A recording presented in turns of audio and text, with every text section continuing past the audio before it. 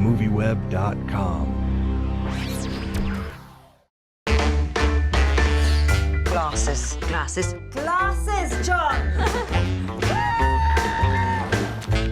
I'm suspending you both. Questions? Any chance I can get the magazine back, sir? Don't lie to me, John Lennon. Without me, you would be in a children's home. Just remember that. I found out where your mom lives. She'll hurt you, you know that, don't you? John, Your boyfriend wouldn't be happy now, would he? he's not my boyfriend. What is he then? He's my cousin. Where are you going?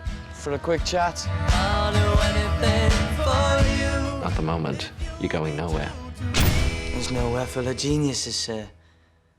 So I probably do belong there. So I want to begin by asking, in the film you play young John Lennon as opposed to sort of the Beatles, era John Lennon that we know very well. So I'm curious, did you feel like that gave you some more freedom to the role? The fact that we don't know the young version so much? Yeah, it was the only part of his life that wasn't ever documented and filmed. So, there was a small amount of freedom to kind of go there, which kind of really meant that we could do it kind of naturally and instinctively. And but of course we had to do as much research as possible, so we felt confident to do that and know our boundaries in which we could take these characters, which meant exploring the whole, the Beatles era, Lennon and Yoko, and and then we had to throw it all away so we could kind of make it believable. Oh wow! So you really kind of studied what we know, the chronicled era of his life, to kind of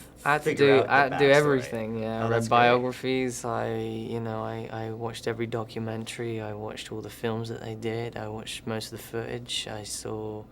I listened to most of his interviews and most of his famous ones. And Rolling Stone interview was pretty much the one that kind of hit me when he said like the Beatles was a front, and he talked about the boys, the band, and what he was like with his mother and Aunt Mimi, and and he'd say about Aunt Mimi burning his like Daily Howl stuff, and then he'd want to just tell her to fuck off and all this sort of stuff. And So that helped you get some kind of insight into I knew that one. There was a moment where I tell Mimi to fuck off, so I thought, all right, no, listen to it. I'm going to say it exactly like that, and so. Did it help physically, sort of, because you kind of transcended yourself physically to look like him at that age? Did that help sort of get into the role as and well? looking at photos, man, there was a ton of photos that had never been sort of seen before, and I'd look at them and look at we'd try and imitate the way he looked, and it goes over a couple of years, so. In different hairstyles and then the rock and roll and then a bit of sideburns and we kind of and what he wore and so it was good fun to kind of play around with that too. And you mentioned the relationship with his aunt a little bit. Could you talk about that and specifically how it's sort of looked at in the film? Yeah, I mean, he grew up with his Aunt Mimi, who was this kind of well-mannered, pretty strict woman, and taught him.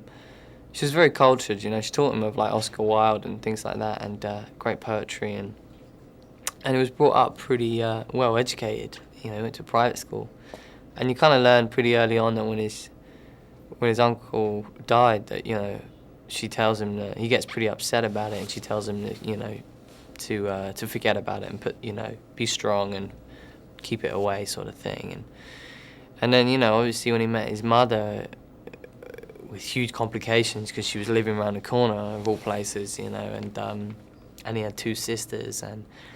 Came to this sort of house of chaos, really. I mean, it was more creative and kind of free-spirited, and, there was art and music, and she taught him the music and rock and roll, and Elvis, who played a big part in his life as much as he saw the effect that he had on women, and he wanted that with his aunt and his mother, and when she died, his mother died, he was angry and bitter and, mad at the world, and but he knew what to do because his Aunt Mimi taught him how to, put those barriers up and kind of keep it all contained, and that's what he did, and then he went out into the world and the Beatles.